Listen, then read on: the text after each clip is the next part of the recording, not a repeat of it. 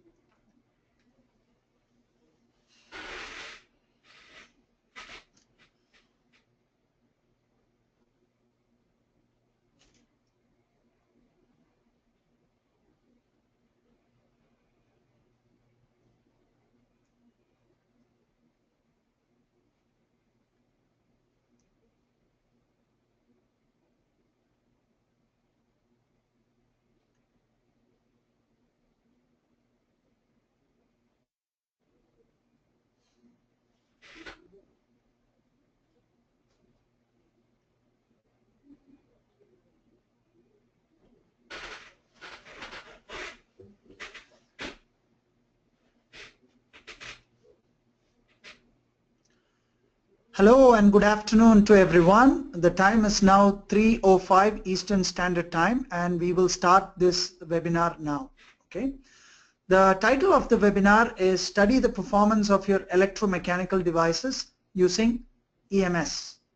EMS is a gold partner add-in product of SolidWorks, and in this webinar I will go over how EMS can actually help you in designing and studying the performance of your electromechanical devices.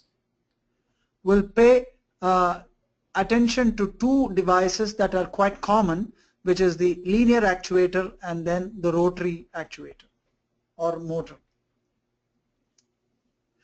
The agenda for today is we're going to start with EM actuator devices, which is solenoids and motors. Just a quick introduction of what they mean.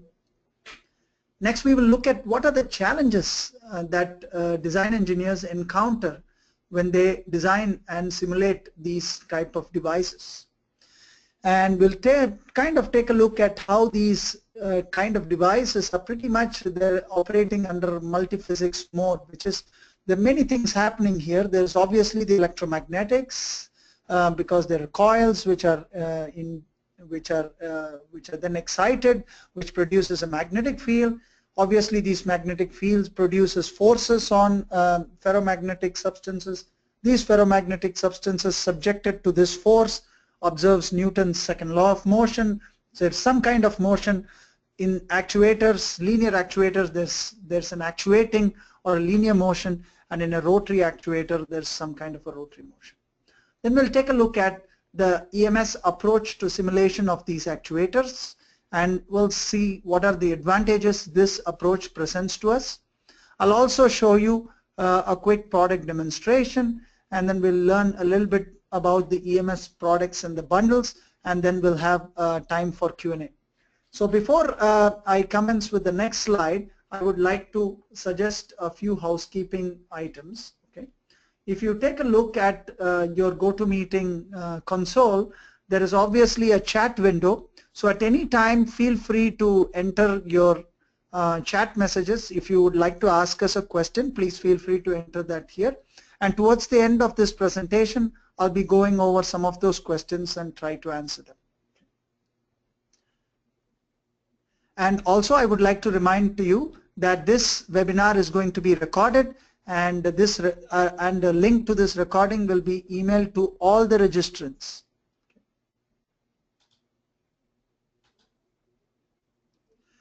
As a special offer as a thank you for attending this today's webinar, our sales team presents you a special offer where we are going to give you the EMS magnetic module plus the motion and the maintenance for $12,000. That's a $3,000 off on the regular package. This offer ends by the end of this month, so to avail this offer, you can call us or email us and just mention that this is the September webinar offer, and our sales team will be happy to accommodate and give you this offer and explain to you the terms and conditions of it. With that, let me proceed and get to the main topic for the day.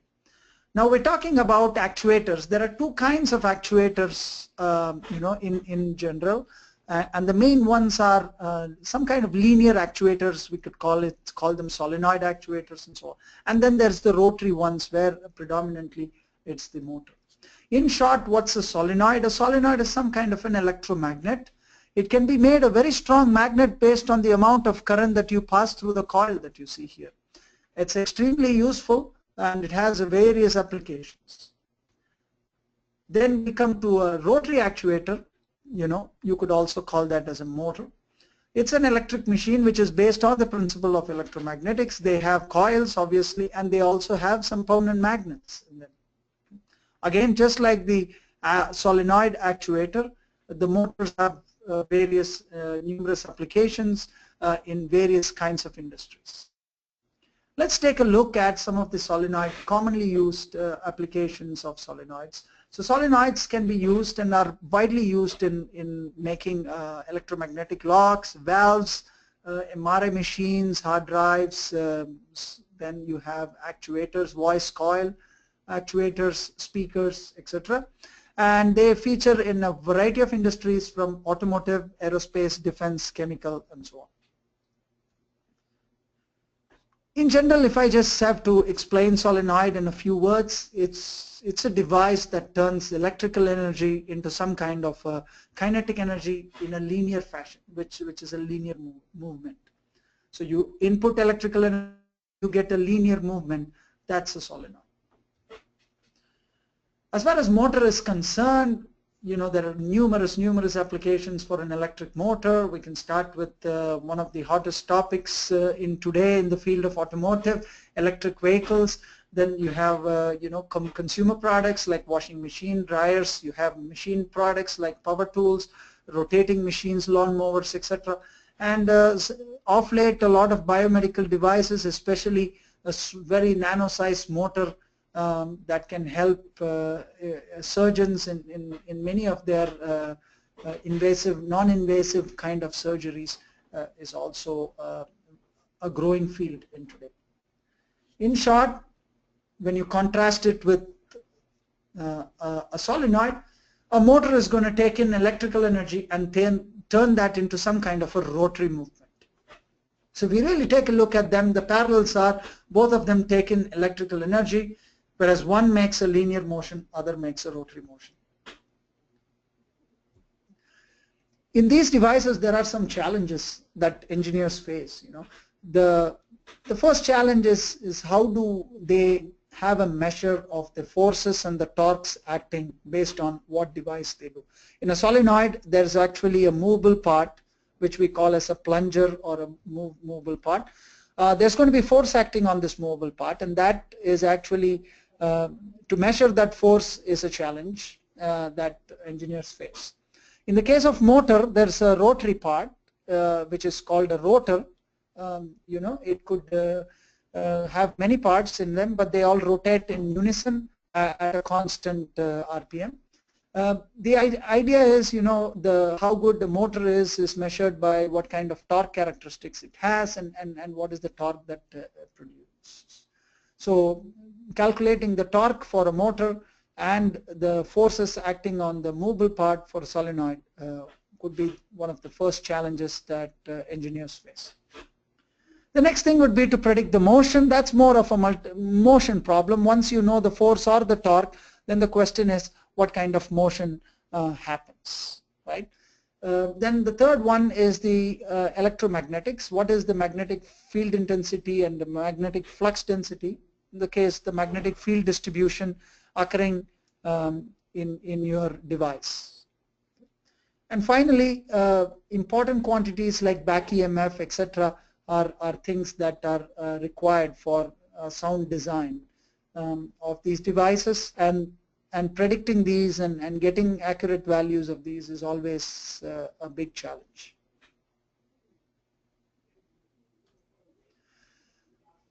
Now let's take a look at the computational challenges that these devices present.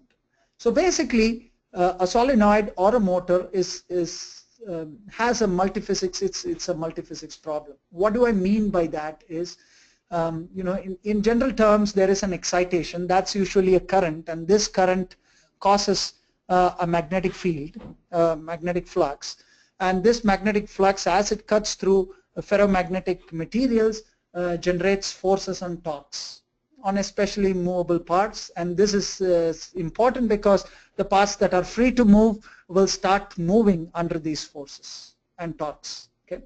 Now this creates some kind of a motion, and hence the movable part creates a new configuration of your entire assembly. Linear in the case of solenoid actuators, and then rotary in the case of motors. Now this new configuration is actually a new problem, and as a result the forces and the flux, etc., is all going to change based on the position of your movable part. So there is some kind of a loop here between the electromagnetics and the physical movement, which is the motion, the dynamics of the parts. Okay. So obviously the magnetic flux density and the magnetic field, it varies with this movement. There is also another level of multiphysics that is brought in. Is usually these excitation is accompanied, is carried out by current. This current obviously current going through a heats up the conductor. So there's some kind of thermal energy that is also dissipated in your device, and that's important to take a look at also. So there are three levels of multiphysics problem here. There is the magnetics, there is the motion, and finally there is the thermal. Now what is R, that is EMS for SolidWorks, what is its approach to doing this kind of simulation?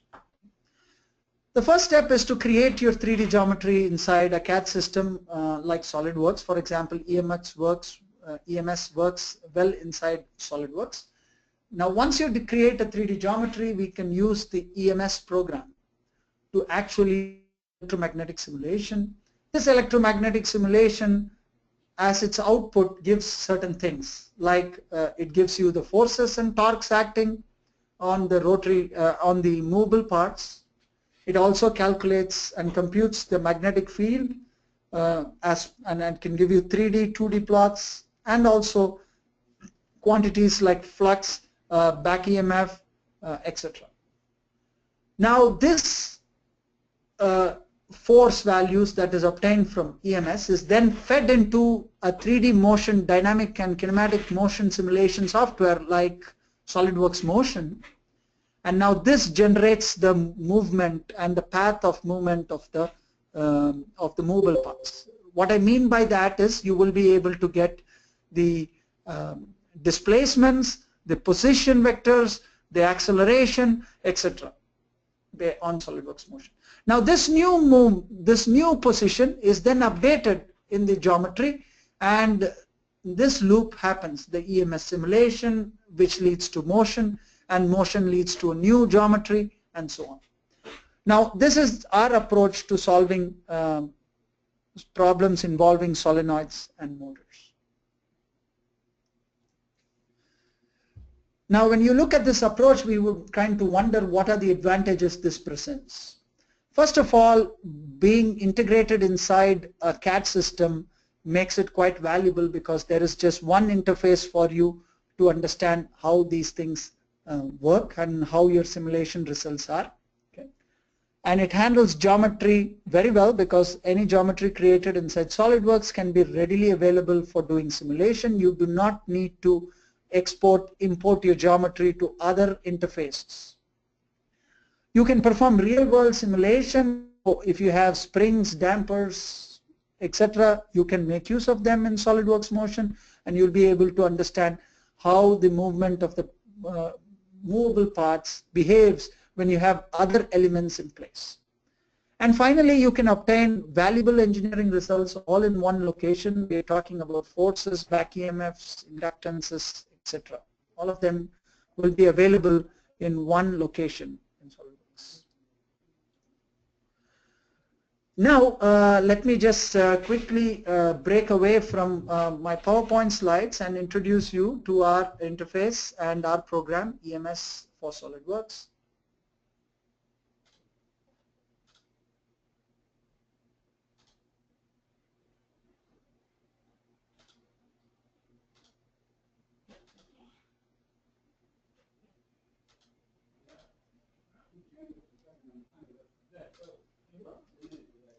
As a first example, we will be taking a look at a solenoid. Okay, this is an open type of solenoid. You see here the coil. This is the coil in some kind of a pinkish color. The coil is excited. As a result of the exciting coil, there is actually a force acting on the movable part. So if I take a quick section view of this solenoid, what you have here is a cross section. You see here is this is of the coil. There is actually current going through this coil, in this case a DC current.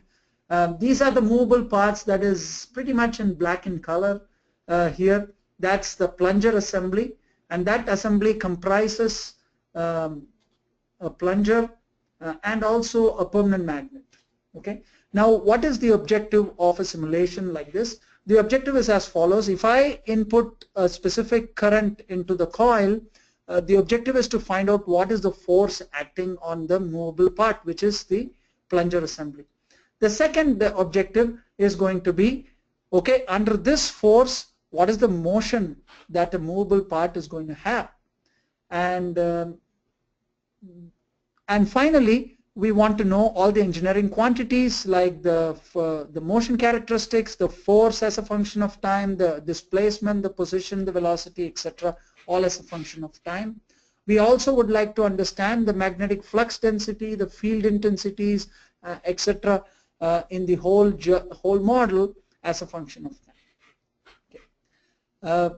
Now, this is a co-simulation. There is actually EMS as well as SolidWorks motion involved, and let's take a look at how the motion is set up using SolidWorks motion. So here I have a study that was created in SolidWorks motion. Okay.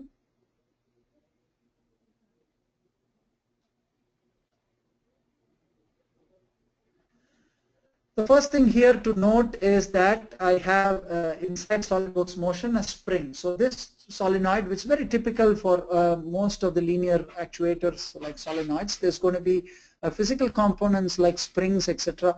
in your model. So I can make use of that in SolidWorks motion, where I can actually input a spring. Now the spring requires just two components between which the spring is placed, and what is the spring constant and the free length of the spring. So with this you can actually create springs and use that for your electromagnetic and motion simulation. Finally, there is a placeholder for the force values. We would like to understand what is the force acting on the movable component. In this case, we make the force value as 0. What it means is it's just a placeholder. It tells SolidWorks motion that a product like EMS is going to give you the force, and that force can be used to compute the motion of this movable plunger. Okay. Now, as far as SolidWorks motion is concerned, this is the setup. You just tell the program if there are any springs, dampers, etc. Then you tell the program on what component the force from EMS is going to act. As a placeholder value, you just name the value of force as 0 newtons. Now we are ready to do the simulation here. Now simulation inside EMS is organized as studies. So the first step in doing a simulation is to create what is called as a study. EMS has several different study types, as you see here. Okay. In this case, we are going to use DC current, and hence the study type is going to be magnetostatic. Okay. You can also couple this, as I mentioned before, to do multiphysics simulation. You can couple that to a motion coupling. Here we'll couple that to a motion coupling, where we select the SolidWorks motion study as well. Now once you create a study, it actually creates a study tree as you see here. Okay. The next step involved is to create or to define the materials of the components. Okay. Now if you see here, the coil is made of copper, which is a conductor material. To apply material, you say apply material, and then you are brought into a material, a customizable material database that is included with the EMS product. Here you can apply conductor materials, you can apply steels, and each of these steel, they have their own BH curves and so on. So all of those things can actually be applied inside EMS. So in this particular model, we have the coil. Then we also have all the ferromagnetic part. This is just made of iron, the movable component, and also the stationary or the open type enclosure is also made of cast iron. As far as the magnet is concerned, there is actually a permanent magnet here, and that's a neodymium based magnet. And finally, we tell the program how to define the direction of coercivity of the magnet. and that can be applied in Cartesian coordinate system or cylindrical or spherical coordinate system. In this case, the north-south is just brought out by the arrow. The tip of the arrow and the tail of the arrow is the south, as well as the tip of the arrow is the north. So this tells you the north-south direction of permanent magnets. So once the materials are set up, there are just one more thing that is kind of important, which is the concept of air. Okay. Let me just go ahead and show the air in this model. Okay. As you all know, that electromagnetic field not only exists in the ferromagnetic and the material, the physical material that you see in the model, but also in the air surrounding the model and also inside the model. So this medium is also important to include, and it can be modeled as a separate geometry, as you see here, and should be included for simulation. So let me go ahead, hide the air component.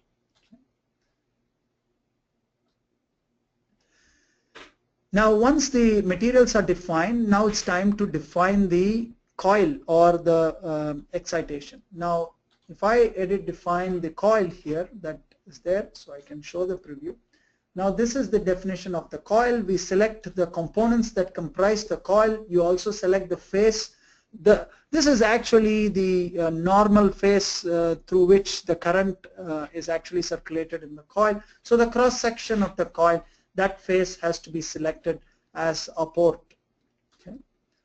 Now as far as the general properties of the coil go, we need to input the wire gauge of the wire that comprise the coil, used to wind the coil.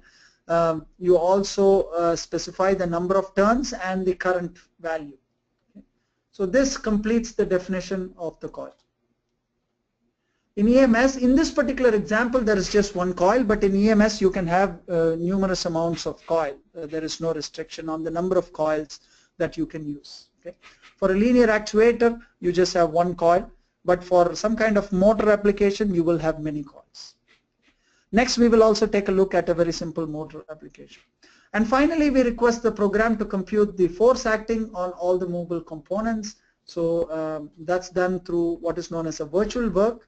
You select all the components that comprise the movable parts and then request the program to compute the force acting on it. Okay. Now this is, as far as the definition of the problem goes, that's all. Now we are ready to solve this problem. For the interest of time, I've pre-solved this example before this webinar, so we can jump straight into looking at the results. What kind of results can one expect from EMS? The first thing is, let's take a look at some of the engineering results. All the engineering results are tabulated in what we called as the result table. In this thing, you can compute, you can actually plot the position vector of the movable component as a function of time. Now this is the position as a function of time, the position of the center of mass of the movable parts. You can also plot the velocities and the acceleration as a function of time.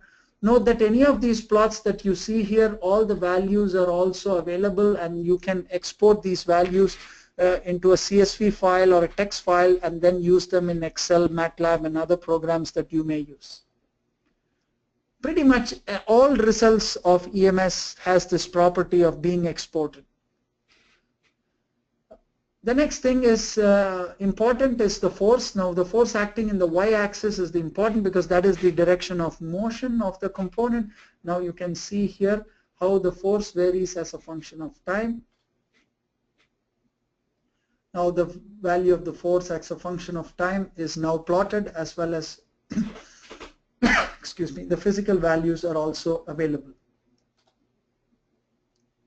In addition to the force, then you also have the back EMF. Now we can compute the back EMF as the function of time.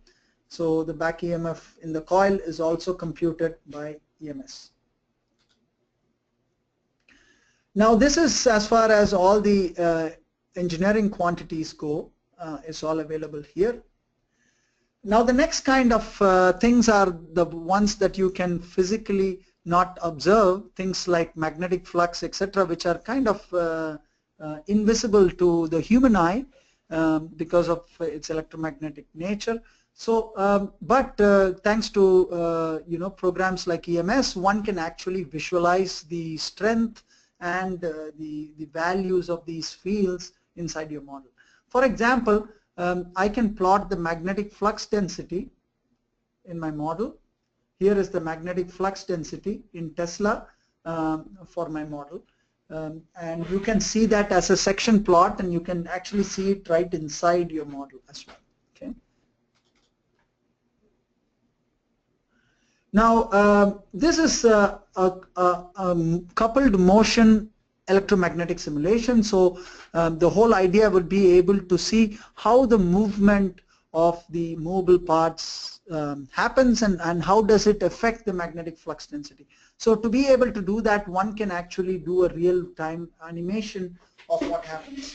Now as you can see, the animation tells you how the plunger moves and closes the gap, and what happens to the magnetic flux density as the movement of the plunger goes upwards.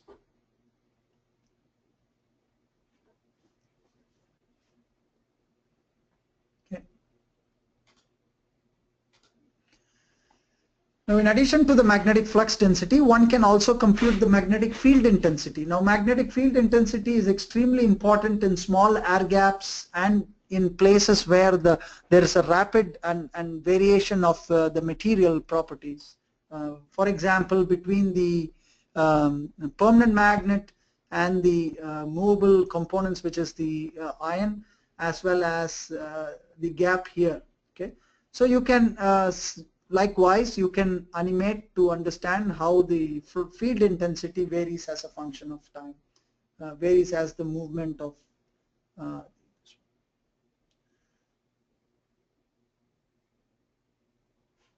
so the magnetic flux density, the magnetic field intensity, these are two important quantities that one can measure in this solenoid. Okay. Notice that this net movement is also the spring that we created also affects this movement. So the force acting is enough to overcome the spring force, and hence the movement and the net resulting force creates this movement. Okay. In addition to that, one can actually do what is known as a 2D plot. Now, if you are interested in understanding the magnetic flux density between any 2 points, A and B, at any time step, you can actually do that in EMS through a 2D curve. Okay? So you can plot many 2D curves as shown here. Last but not the least, a very important feature in EMS is the ability to create engineering reports. Now, automatically, as you do any kind of simulation, EMS creates a Microsoft Word engineering report, okay, where you will be able to study and see all the information pertaining to your simulation. Here you have the mesh information. If I zoom, if I just so all the material information for my different components are here, then the information about the coil, and also all the results that you have, the force as a function of time, then the resistance, the back EMF, everything that we saw here, including the plots that we saw, are available in this report. Which is actually a very nice feature in EMS. Okay, with this, what I'm going to do is open another model. This is a case of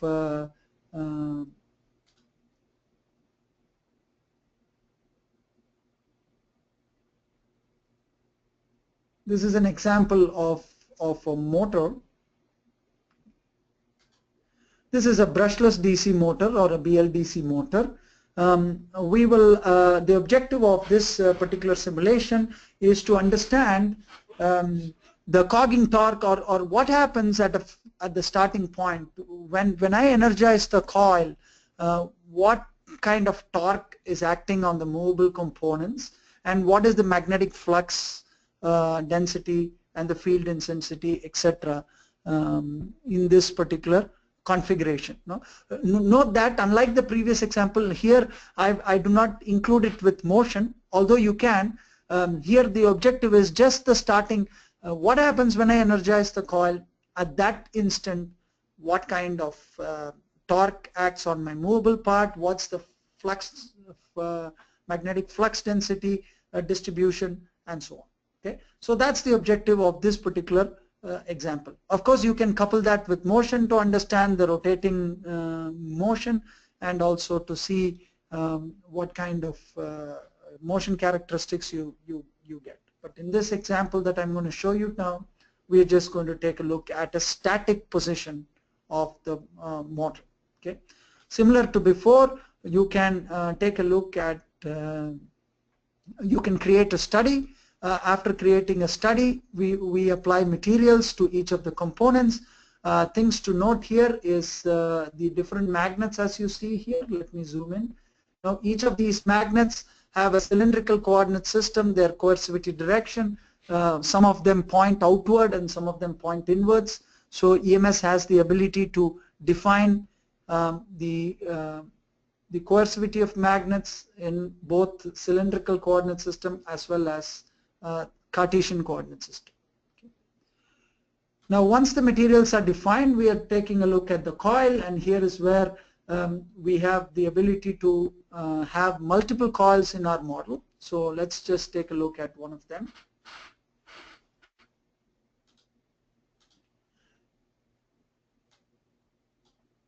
Now this is the direction of your current inside this coil, and as you see here, you define the component that comprise the coil, you define the cross-section area, the phase through which current enters in, and here you will define the number of turns and the current, as well as the wire gauge of the copper that is used to wind the coil. Similarly, multiple coils are defined in this particular example, and there are about 12 coils. And last but not the least, we request the EMS program to compute the torque acting on the rotary components. Okay. You see here the rotary components comprises the magnets as well as the rotor, the steel here, the steel rotor. In this particular example, I would also like to illustrate the multi-physics, the thermal component of EMS.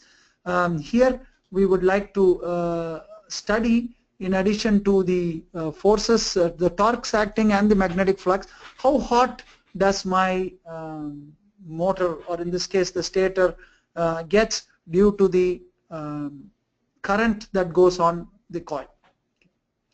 So for that we need some convection values. It's the rate at which heat is dissipated to the outside ambient air. So we define, we select the air region and we define a value for convection and the ambient temperature.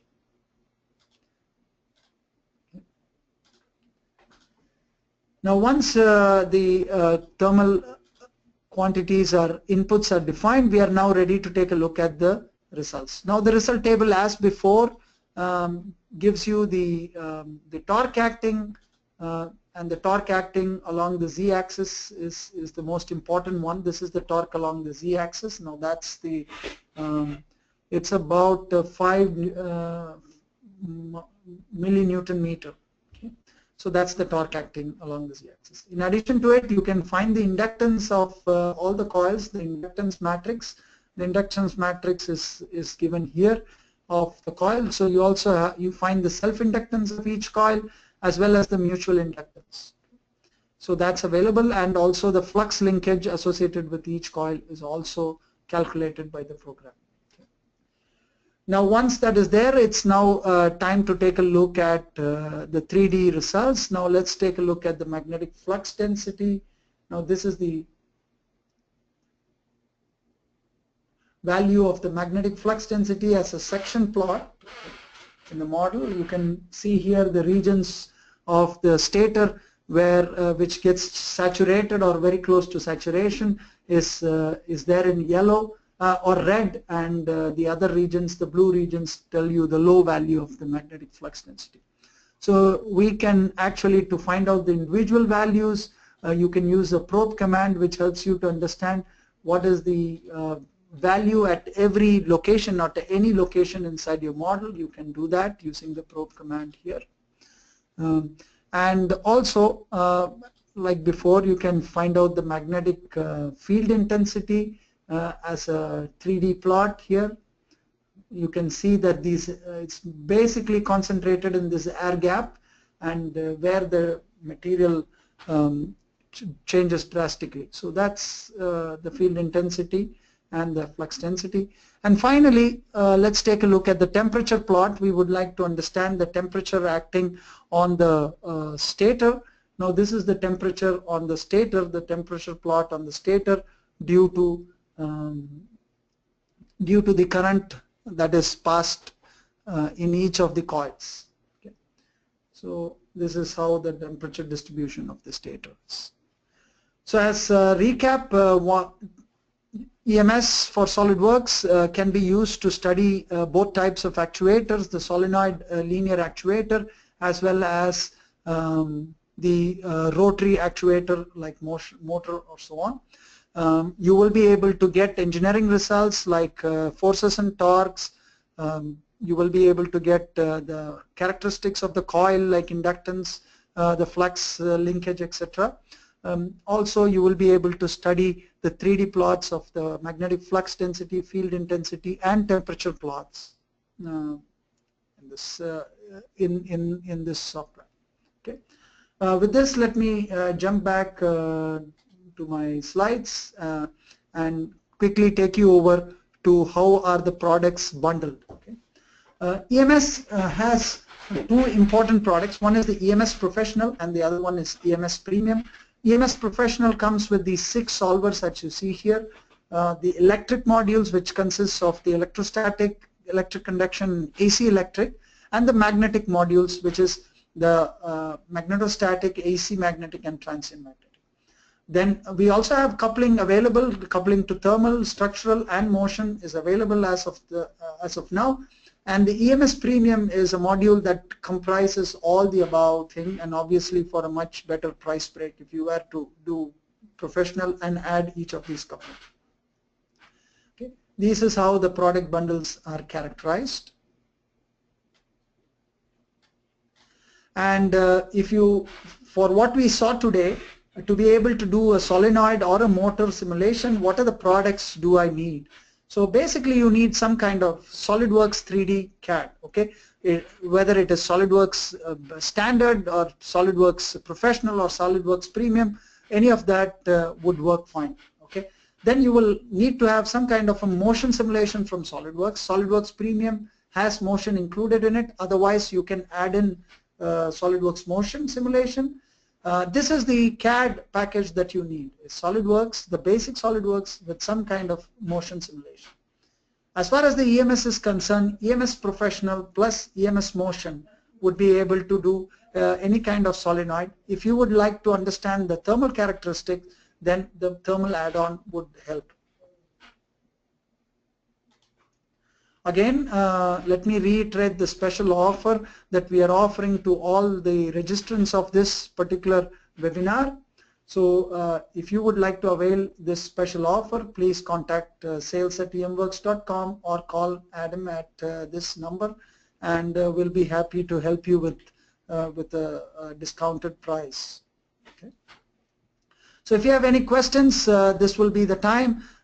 So feel free to type in your questions and I'll answer them in the coming Q&A's time. So we thank you very much for attending this webinar. As a reminder, our website emworks.com is a place where you can go to access information about our products, to look at our white papers and also some customer testimonials. We also have a very exhaustive YouTube video channel which has many examples pertaining to solenoids and motors that you can visualize and view and understand how the philosophy behind our simulation, how we work with SolidWorks.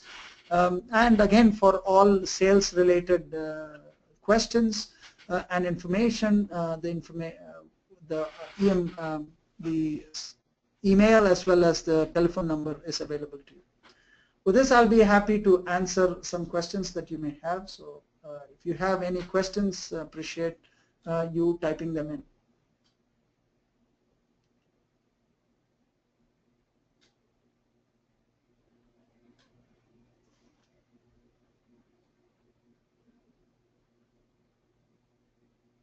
So one of the questions is asked here is, does EMS make use of all the elements in SolidWorks Motion like springs, dampers, contacts, etc.? The answer is yes.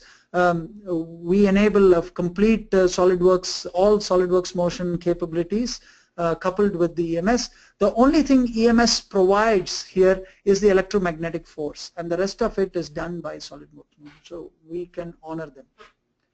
There's a question regarding the solvers, the solver speed, etc.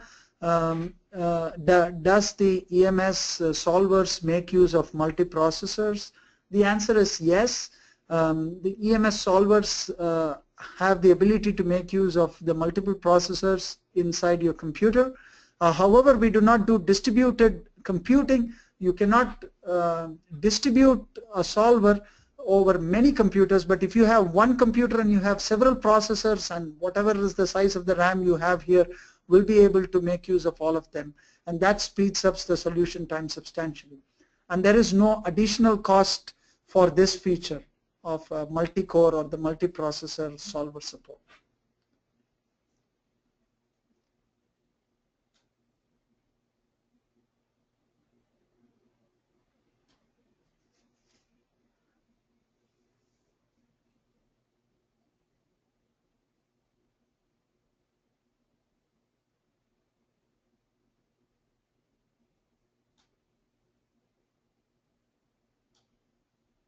The next question is about pertaining to the training of EMS. So to all customers of EMS, we avail 3 types of training. The first one is the web training, which is by far the most popular one among our customers.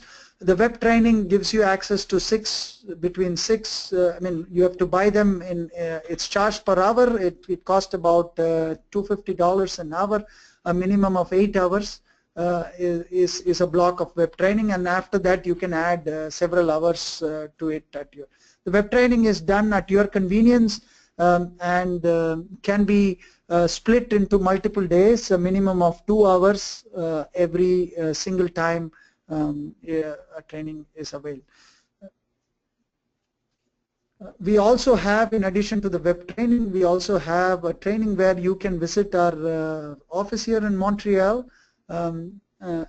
or finally we also send our training engineers to your facility. So be sure to ask our sales people about the different types of training options and the prices, the cost involved in each of them.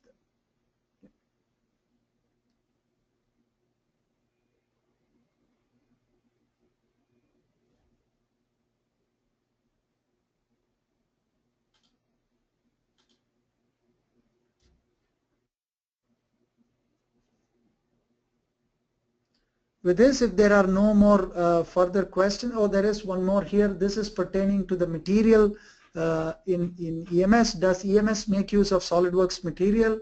Well, unfortunately, the SolidWorks material library today does not contain any electrical properties. Well, if this should change in the future, we certainly will make use of it. As of now, the EMS library is quite exhaustive with its own electrical properties. And you will have to use them for electromagnetic simulation.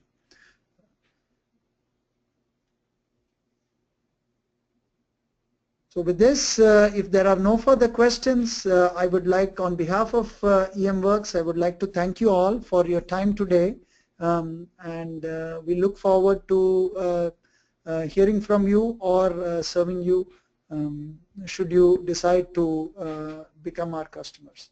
Thank you so much and have a nice day.